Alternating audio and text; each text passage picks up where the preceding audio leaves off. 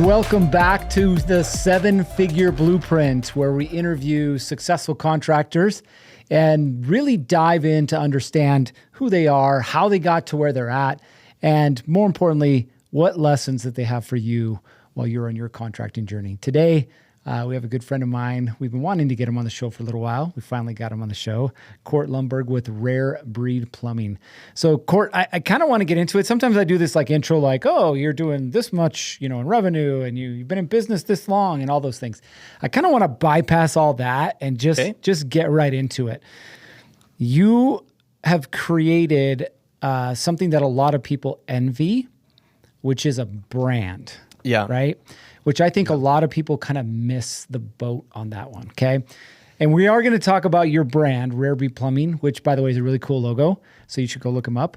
But I want to go backwards and say, how did Court get to where he's at today? So do you come from a trade background?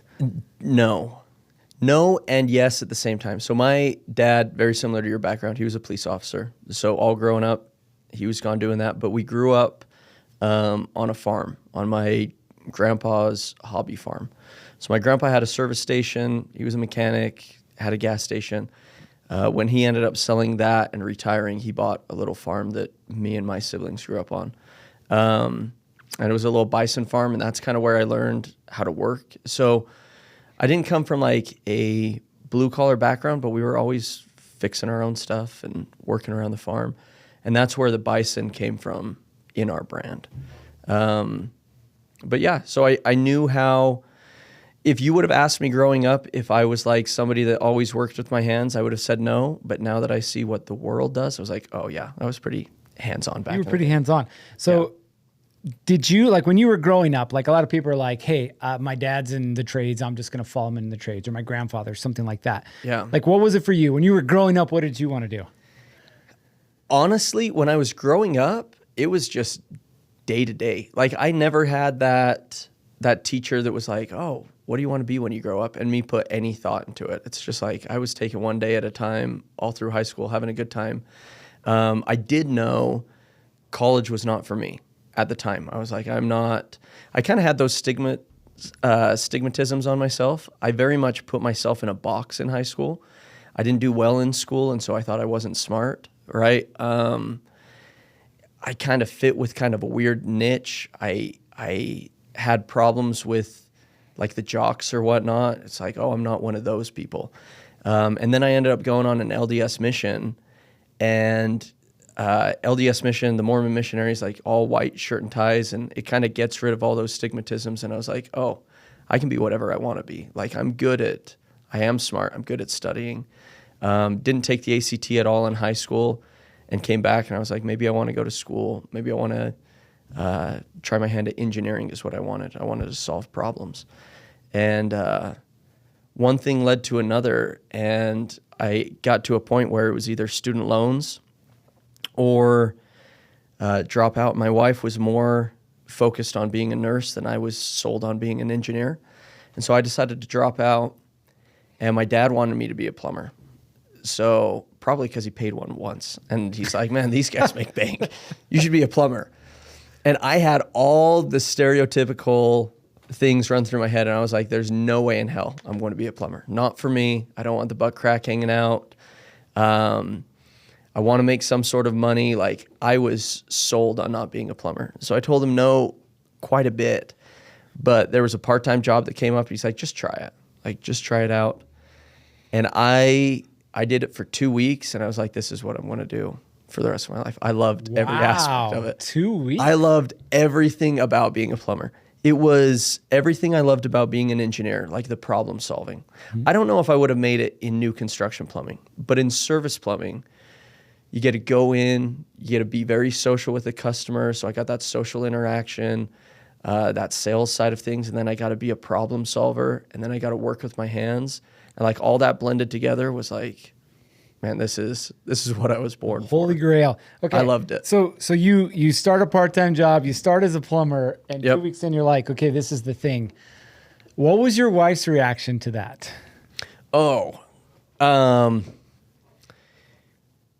Okay, this might get a little emotional for me, so I don't want to like.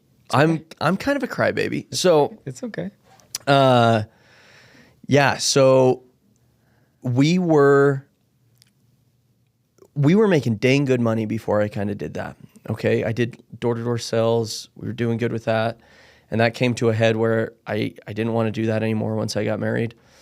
And going down the engineer route, that comes with a certain expected lifestyle that it might bring, right? We thought we were going to be making good money and have a good solid career. And when I started plumbing, I was making $12 an hour. Like, and even when I started plumbing, like that was pretty low. But this plumber, it was just him, right? He didn't know what to pay me. So I was making $12 an hour. And we were living in a trailer home at the time. And I remember having a conversation with my wife, and I had kind of accepted the fact. I was like, I'm going to be broke for the rest of my life. Which sounds weird, but I loved it. Like, I loved it. And so I asked her, I was like, hey, like, if all I am is like a broke plumber, like, if,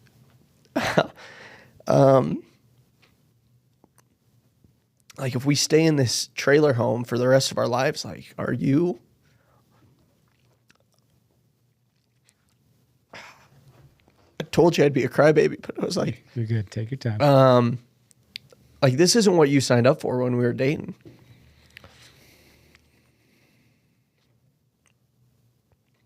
And she was all about it. She's like, hey, if you're happy, I'm happy. And luckily, all those stereotypes of not making money weren't true, right? We found a way to make money with it. And even our guys that work for me, they make great money. But at the time, making $12 an hour is like, oh, this is what I'm doing. So my wife was super supportive of it from day one, but I also had a love for it. And when I see tradesmen come in and they're just like, oh, I do plumbing to pay the bills, I don't get that, because I legitimately love the craft and the trade.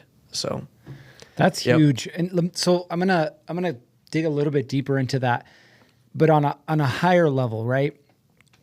Most tradespeople, they're business owners, and they go in with no lack, or I should say a lack of education, right? Yeah. Nobody teaches them how to run a business. Like, what's a P&L? Like, how do I bid properly? Wait a minute, what's insurance, license? Like, all the things that you don't think about when you're an employee. So it's not just diving in headfirst into the quote unquote unknown, right? There's all these additional things that have to go with it.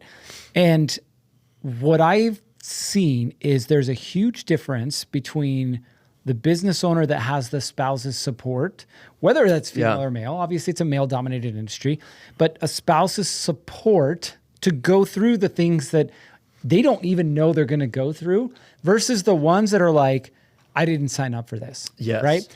Talk about the difference that made, having Maddie by your side during this time of exploration and learning. Yeah. So she was obviously by my side. Even when I decided to branch off and do my own thing, like, she was the one that said, okay, I'm going to go get a job. We're going to do this. And just like what you said, there's so many contractors that I talk to, and they're like, well, I don't know how to get to the next level.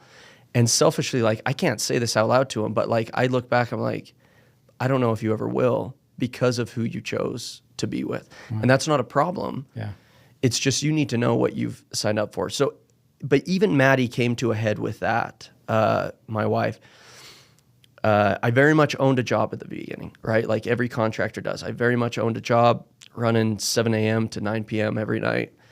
And she didn't see the stress that took on me, not really, because I did love what I was doing, but I wasn't home a whole lot.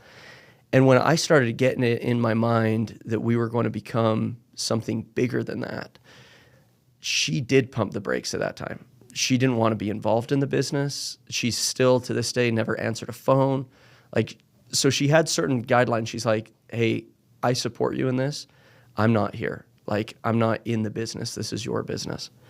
That has since changed, but I tried to sell her every day. I started listening to podcasts like this one. Tommy Mello was a big one that I listened to, and I caught the bug of just like what we could be. And she couldn't catch that bug. And I could not sell her on it. So what I had to do, and I would encourage everybody to do this, is Tommy Mello had an event, and I was like, look, I can't sell my wife on this. Like, for whatever reason on this relationship, I'm just going to take her with me. So I took her to the event. I took her to where I was getting sold. And that was her first time of realizing, like, oh, like, this is what it could be. And there's been times where she's been, like, in and out trying to figure out where her place is in the business since then. But I think my job as a husband isn't to necessarily always sell her, right? It's to be a spouse. And so I take her to where I receive inspiration, and then hopefully she catches the same vision that I do. And so far she has. That's so interesting. And you're right. See, as I look at it, because we have a different journey, my wife and I, on this path, right? But I think the number one most important thing, and you mentioned it right there at the beginning, which is, hey, look, you have to have the heart-to-heart conversation of like, hey, this is the sacrifice this is going to require. Yeah. And are you on board? Right? Yeah. Because if you're not, it's exactly what you said. We've both met contractors that want the success, but aren't willing to go through the steps that it's going to take to get there. And I think that the biggest red flag for me when I talk to contractors is when they come out and they're saying, well, I want to start my own thing because I don't want to work. Like, I want to have my own hours, X, Y, Z, whatever it is. And I'm just like, buckle up. Like, you have no idea what you're getting into. The problem is your wife thinks the same thing. And when you're coming to that realization that this isn't what I signed up for, she's still on that dream of like, we own our own business. It should be a certain way. And so we sat down and had a heart to heart. And I was like, look, love, like when we signed up to be entrepreneurs, like I took on myself the expectation that it's going to be 10 years of eating shit. And I was okay with that. And now I'm realizing you probably thought it was going to be a couple of years that were kind of tough, and then we would just make it. And it's like, that's probably not what it's going to be. And as we keep growing as we are, we're going to keep eating shit. We're going to still climb more mountains and stuff. And so being on the same page, that just taking the disillusionment of looking at other companies. So like when I first started my thing, I thought, man, if my company could just make $1 million, we made it, right? And then you get to $1 million and you're like, oh, I'm poorer than when I was on my own, right? Mm-hmm. And it's always just a different level of I don't want to say a train wreck, but like every business kind of under the hood, there is a train wreck going on. And your wife needs to understand, like, entrepreneurship is not the same problems that your 1099 friends have or your W-2 friends have. And so getting on the same page in a very healthy way, not just being like, oh, because I've felt that of, wow, you're not supporting me. And it's like, no, we're speaking two different languages. Like, we need to come to terms to, I knew this was going to be hard. I didn't know how hard, but you still think it's... Does that make sense? Yeah, what I'm trying to say? Totally does. And I love that you're saying this right now, because not a lot of people want to talk about it, right? Like, yeah. So obviously my background was a police officer and then retired and then got into the business owner world, right? So I got a little bit of a late start, but we'd already been married, 15 years, 18 years, whatever it was at the time. And we had an established communication pattern. Yeah. And we had established this certain idea of what work was and what the compensation for said work was, right? Yep. Which is very much a time for dollars equation. Yeah. When you become a business owner, throw it out the window. Yep. We would all love to, year one, make 7 figures, year two, 8 figures, and off we go. Yep. There's unicorns and they do that. But don't expect it, right? Yeah. And so it really comes down to, okay, we had to hit the reset button on expectations. Yep. But we also had to hit the reset button on communication, right? And this understanding of like, what does it actually look like? What does it actually mean? And it wasn't, honestly, it probably took 5-6 years after I'd started in the business world, if you will, before we finally figured it out. Yep. And it wasn't that we weren't communicating. It's just we had an established communication pattern that didn't work anymore. Yeah. Well, and I don't know, like being in a business too, I need to work on my mental health sometimes of I'm never out of the business, right? My wife is very much better at, hey, we're at home. And I'm very much half in, half out of everything that I'm doing. And it served me well in certain things, right? Like just the other day, I went to Verizon and there were some killers that I talked to, like good salespeople. And I recruited the crap out of them. Like there was no, we're doing personal stuff now. Like it was still the business. But then on another aspect, like when your kids are wanting you too, and you're halfway in the business, like it's a disservice to them. And I'm still working on that. I'm still trying to figure that out. Yeah. But it is a different situation from you clock out from work and you're home. Yeah, totally. Yeah. Then that's really well said. I long ago got rid of the idea that there's such a thing as work-life balance. Yeah. I call it work-life harmony, right? And so there's seasons or periods of time where you're just gonna have to double down on the business, right? And you know when those are, like you hit the growth point, right? And you got to break through this glass ceiling. It's going to take a little more of me to make sure that happens, whether that's investing in people or in products or in advertising, whatever it is, right? You're double down on that. But then there's going to be periods of time where, hey, I need to reinvest back into the family, right? Yeah. And the unique thing that I finally, knock on wood, started to figure out is that along with communication, along with setting proper expectations, right? Yeah. So for those of you that don't know, my wife and I are both now running a commercial construction management company, which is unique because, again, she went from being an employee, she was a special ed teacher for 25 years, to now she's the operations manager for the business. Yeah. Right? Like right into the deep end. Yep. And if we don't, it's not that we need to communicate, but if we don't communicate clearly every single day, not just in the personal life of the business, it's like, holy crap, the chasm opens. Yeah. So it's unique. Well, go ahead, talk about that. Well, no, that was also a big realization is most of my heroes in the home services, if you will, when you talk to them and you're just like, oh, how did you manage this and a spouse and family and whatnot? Most of them say, well, I didn't. And it ended in divorce and ended in, and that carrot that they were after was we're all telling ourselves at the beginning, like, I'm doing this for the family, right? Yeah. But you're not. Like, I'm not. Like, if I'm being completely honest, I'm doing this for my own vanity. I'm doing this because I love it, right? And my wife knows that. But for the same reason, it's not for the same reason, but it works as a good reminder now. Like, the accountant, when they set up our company, they gave my wife 75% for tax reasons, and I didn't quite understand it at the time. Now I'm grateful that she has 75%. It's like, if I mess up this relationship, you should have it all, right? But yeah, I'm not willing to make that sacrifice of if my wife told me tomorrow we're done with the company or I'm done with her, I'd be done with the company all day, every day. Yeah. I'd walk away. Yeah. And that's a huge realization. So for all of you who are listening or watching right now, I want you to understand the gravity of not having support from a spouse, but also the momentum that comes with having the support of a spouse. Now, mind you, we both talked about it. Support doesn't mean that you don't argue. It doesn't mean that you're not on the same page. It doesn't mean that there aren't hard times. It just means that at the end of the day, when push comes to shove, they got your back. You have to sell them and they have to sell you the same vision, right? You're giving all this time into recruiting and selling the vision to your employees and whatnot. That same effort needs to go into your spouse of selling them. And that effort, it can be, right? If your idea is sunshine and rainbows, like we're going to have so much money and you tie it too much to the value, it's going to be a hard road because that money might not come for a long time. So it needs to be sold on the journey.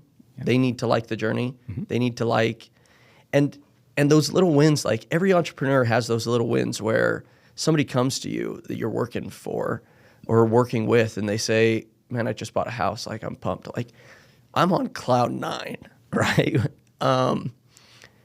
And you need to share those because so often I'm guilty of going home and complaining. And then the business now looks to my wife like all of these complaints, like I can't believe so-and-so did X, Y, and Z. And they are only seeing the negatives. And so I'm much better about, I don't talk about the negatives of work. Like even if I had a rough day, even if somebody ruffled me wrong, it's like, no, work was great. Because that's all they're going to keep from that interaction. Yeah. So again, what matters here, and I want you to see this, is what matters is number one is communication. It is clear communication. Number two is those expectations, right? And I love how you brought up vision because it's so huge. Like my wife and I, it was funny. I'm driving back to the office this morning after going to a networking meeting with some, as I was telling you, they're pretty big players in the commercial space, right? Yeah. And I'm talking about some different things and some options. And it was so funny. In the middle of the conversation, she's like, hey, don't forget, that's our cash out. Like she knows what our cash out is. She knows what we're working towards. Funny enough, we're working towards buying a hobby farm. Yeah. Well, awesome. Right? But we're on the same page for where is this thing taking us? And so what are the sacrifices involved in us getting there? We're clear of what we're getting into, what we're not willing to get into. So again, if your spouse is involved, great. If they're not involved, great. But understand what matters most is clear communication, clear expectations, and that mutual vision. Yep. So let's go back to you again, okay? So you decided to go all in on plumbing. Yep. Obviously, you didn't hit seven figures right away. Like, what was that? Let's call it your journey to seven figures. Okay. Like, if you were going to say, this is how I would describe my journey to seven figures, what would you say? Yeah. So year one, I did 40-something thousand. Now, mind you, I came from doing home warranty work. So it was fixed cost, it was fixed pay. This is what you're going to get paid. And the way that I started my company was a home warranty company approached my boss and said, hey, we don't have any good plumbers in the Salt Lake County that honor our prices and do our work. Would you open up a branch down there? My boss said no. But he talked to me about it, and I said no. And my wife said yes. Like, that's exactly what we're going to do. So my wife got a job. I moved down, but they only fed me, 2 jobs a week sometimes. So it was rough. It was knocking doors. I didn't know anything about marketing. I didn't have enough money for a budget. I didn't have a website. I didn't have any of that stuff. So it was just word of mouth, slowly grinding, but really living off of my wife. And then that turned into more and more jobs. And then by year 3, I was running, which now this sounds crazy because my guys only run 2-3 jobs, but I was running like 10 jobs a day, but they were just quick in and out. There was no options. There was no sales cycle. It was just, this is broken. I would go in, fix it, small ticket bill, get out. And that's all I did. And that was exhausting. At that time, I was probably pulling in about 500,000, just me in a truck. And every Christmas we'd go up to my family's and I'd take my work truck and my wife would drive separately because the chances of me getting a call were pretty astronomical, and I'd run and do the calls. And then hired my first employee, kind of came to the realization that I did own a job and I was okay owning a job at the time. But that it had changed my life. At that time, when it was just me in a truck, that 500,000, I'd put half of that in my pocket. So the money was excellent. We didn't live off of hardly anything. We didn't have any bills or anything. We paid off our house. And it was like, man, I'm selfish not to have an apprentice, not to teach somebody what I'm doing. So we got our first apprentice. He was having a baby, so it was like, man, we got to move on getting insurance so that he can have insurance. And that's when we started to kind of build the company around the people inside of it. Like, what's his dreams? And we started to build that. At around 3 employees, around 3 employees, that was super manageable for me. I really enjoyed it. We were starting to do some SEO, starting to get a website, starting to break out of just the home warranty stuff. And then I got this bug to just like keep growing. And right around 6 employees, the wheels almost came off. Like, it was a little bit too much to manage. And the problem is with 3 employees, really, I was still selling everything. I was just good enough at cleaning up their messes that it didn't feel too hard. Does that make sense? Mm-hmm. And at 6 employees, I was cleaning up 6 messes at this point. And I was exhausted. I was stressed out. I didn't think that this could happen anymore. I didn't think that I could go any further. But right around there is where we started to hit that 1 million mark. We got our first office gal. That was a game changer, having somebody else book the calls. And the relief didn't really come until about 10. Like, that 6 to 10 was probably still the hardest time that I ever had in business, because there was no leadership, there were no systems, there wasn't even really a vision at that point. And that was when I was getting all the wrong guys too. I got all the wrong guys. They were just bodies at that point. And that was when the branding started to kind of come into effect. One, it was going back to that first employee of just like, what do they need to be proud of where they work? Like, for his daughter Lily to be proud in 20 years of just like, oh yeah, my dad works for them, right? And at the time it was Lundberg Plumbing, and that wasn't the vehicle. I wasn't proud of who we were really with Lundberg Plumbing. If you called and I came out, or certain employees came out, you would have a great experience. But the company as a whole, not so much. And so the branding really was, it needed to be tied to, one, the customer base that we wanted, right? But even more importantly, my biggest constraint at the time was the talent. And so the branding was really tied to what talent I wanted to attract, because I knew that that's what we needed going forward. And so we came up with Rare Breed is what we ended up coming up with, which was a cry not only to homeowners that have had terrible experiences with contractors of we're a rare breed of contractors, but also to the employees that I wanted of, Stephen Covey has a quote that there are some people with 20 years of experience and some people with 1 year of experience repeated 20 times. And we were getting those people. And we wanted the people that really had 20 years of experience, that really had pride in their craft. And that was the start of the rebrand going on. So you talked about the 6 to 10 employee mark kind of being the biggest struggle before you move forward. But you also kind of touched on a couple different things. Other than employee quality during that time, what do you think was holding you back from true growth during that time? So you're cycling through people. Yeah. I wasn't cycling through people. That was the problem. Okay. I kept the wrong people.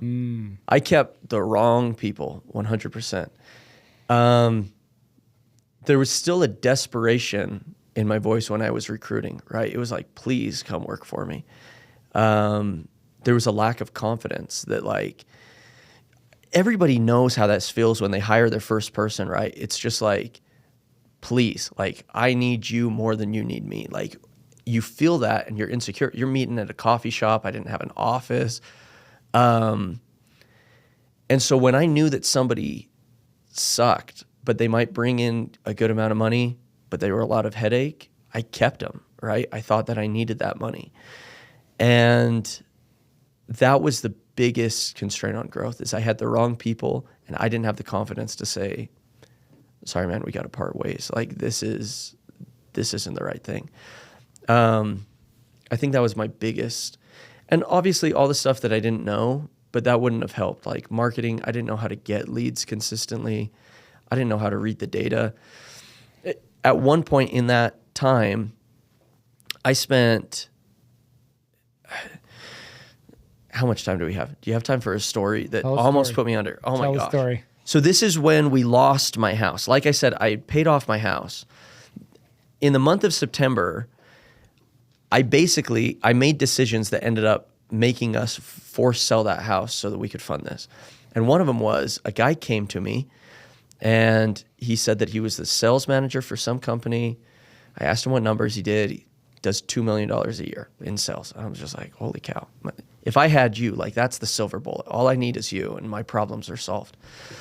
And I was like, well, what does a $2 million salesman make? How does your pay work? And he told me this fabrication of how his pay works. And in the back of my mind, being an honest guy, somebody that I do not lie about things, and I'm still naive enough to think everybody else works like that. I still have some of that in me. But I'm like, okay, well, if they can pay you this, then that works for me too. I can pay you that, and you will obviously pay for yourself. And so then I start reverse engineering it. It's like, okay, so how many calls do you need in order to get this? All right, well, I'm just going to go run up the ad spend. And we didn't have metrics to track ads. This is my personality. I just go all in. I don't pump the brakes at all. Well, at the time, I was spending, little did I know, $1,200 per pay-per-click ad. And when I tell the marketing company to ramp stuff up, they just ramped up pay-per-click. And this guy sucked. He could sell when he got a golden lead, he could sell, but he couldn't convert like a $300 ticket into a $1,000 ticket. He was terrible. And I was overpaying him. I'm way overpaying on marketing. I do mailers at the time, which it's like, oh, let's do mailers because I have this $2 million sales rep. So I spend $7,000 in mailers. All in all, I ended up spending $80,000 that month just in marketing. And we did like 100,000 in sales. And that almost put me under. So just like looking from the outside in onto all these other companies and thinking like you're just going to take that, their culture, their whatever, their sales process, their people, and it's just going to work over here, that was a huge mistake. The big guys do pay-per-click, I can do pay-per-click. Well, the big guys have it all dialed in. They know their numbers like we do now, but at the time I didn't know what I didn't know. So that ends up making us sell the house to get us out of that debt. We were fine now, but it was a hard lesson learned. Yeah. It's interesting to hear you say that because it's almost like a lot of contractors obviously don't have a business degree. And so the degree comes through the School of Hard Knocks. Yep. Right? Which is, unfortunately, what you experienced. Most people are good people. Most people are honest people. Most people will do the right thing. But that's not every person. Yeah. Right? And so like one of the things that I really like people to focus on is this concept of men lie, women lie. Yep. Numbers don't lie, right? Yeah. And so you always got to fall back on, and you mentioned that all the numbers lessons you learned from this one experience, but you always have to fall back on the data, right? So like one of the things that I tell people is like, I teach a top performing team class, right? And inside of that, what I talk about is a hiring process, a training process, performance process, right? And people are like, well, what does that mean? I'm like, that just means you do it the same every single time, right? Yeah. Because the numbers will tell you if it's working or not working, right? The data will tell you if you should keep doing it or not doing it, right? Yeah. And it's interesting that you've figured this out because I'm going to guess that from here on out in your career, everything that you do business-wise, you're looking at the data first. I'm not good with data. I don't love the data, but if you don't have it, you're cooked. Like even right now, like we just did a performance thing. Because there's money in the account and because there's jobs on the board and because everybody's full, doesn't mean I have some guys right now that they're not even paying for themselves, if that makes sense. Yeah. And that can go under the radar when you have some A players and some C players. Yep. The A players will make up for the C players, but they're going to resent it. They're going to know that they're pulling all the weight and they're going to not feel supported. And all of your time and attention goes into these other guys. So your A players are left alone, which sometimes they mind. Sometimes they want a little bit of attention. Yep. Sometimes they want the pat on the back and the attaboys and all that kind of stuff. But you're not giving it to them because they're like, oh, they're good. They're making money. I got to focus on these guys. Yeah. So what advice would you have? Let's call it a contractor that's not doing seven figures, that might be in the grind of that 6 to 10 employees, touching 7, maybe under, back and forth, and they just can't seem to get over that. What advice would you have for them when it comes specifically to people? So the biggest thing that I see, I had different challenges than other companies because I'm very much a don't let off the brakes, we'll figure it out. Like when I was in school, I'm not the guy that studies. I'm the guy that just, I got a test tomorrow, and then I crammed for the test. And that's kind of how I do business as well. My wife is very much not like that. And so having somebody else is huge. Having somebody that balances that. But the other thing, I see a lot of companies on the other end of the spectrum that they can't grow past 1 million because they're too perfect, if that makes sense. Nobody's ever going to do it as well as I can. You have to do it this way, even though they don't. The guys don't have to do it that way. They need to do it. There is a minimum standard, right? But they don't need to do it exactly the way that you do it. Nobody ever will. even my other A players, I sell differently than them. They have a sales process where they go and sit down at the table right at the beginning. I don't. I'm a little bit more talk with you, show me around the house, and I sit down at the table at the end. It's not a big difference. Either way, we're both having the same conversation. We're still doing the basics. We're giving options and X, Y, Z. But I think just being okay with they're not going to do it exactly how I do it, and that's okay. Like believing in the people. And that's the biggest thing is your guys will know if you believe in them, if they have the right to make mistakes. And they do have to have that right to make mistakes. But there's a limit, right? They can't just run amok through your company. Yeah, I love that. Yeah. And you said a word that I absolutely love, which is standard, okay? Yeah. And I think you were kind of saying it by not saying it, but saying it, right? Like, hey, in order for you to succeed in anything in life, there has to be that minimum standard. Yeah. Right? So what happened to your business, would you say, when you started to set that minimum standard? I think in a lot of ways we're still doing it. In a lot of ways we're still doing it, but the minimum standard kind of changes over time. And especially in my recruiting, you know, when you're a little bit more desperate, that minimum standard might be a little bit lower, right? You can't attract the A talent. Nobody wants to take a chance on you as much. You're a startup. And so you might let something slip away that will end up possibly burning you. Like we could have very well went under with my mistakes. And so I should have had more of a minimum standard at the time. But as you get better and better, and as the culture keeps building and building, I would say I used to be scared to ask of my employees anything, any amount of, even on call. We are a plumbing company. I did on call my entire career. And when it came to us starting on call, I was scared. I wouldn't implement it. My GM came in and said, we're starting on call now. Like, we're ready. And nobody had a problem with it. That's not true. One person had a problem with it, and he was already on his way out. So I think that the big ask is scary, right? You're scared to shake up the culture. You know how fragile the company is, and so you're kind of walking on eggshells. But ultimately, the more that you ask of people, most of the time they're going to thank you for it. Most of the time, especially those A players, they're going to be like, I'm glad that you held this guy accountable for that. I love that. Yeah. I literally have it on my wristband. Raise the standard. Raise the standard. Because you're right. At some point, you got to establish it, but you can't stay there. Yeah. And there was a standard you had 2 years ago that if you tried to hold that standard now, your company would be trash. Yeah. So you're slowly going and raising the standard. And we were talking recruiting earlier, which I really loved because you're like all in on recruiting right now, but you're recruiting a totally different level of guy. We're completely different.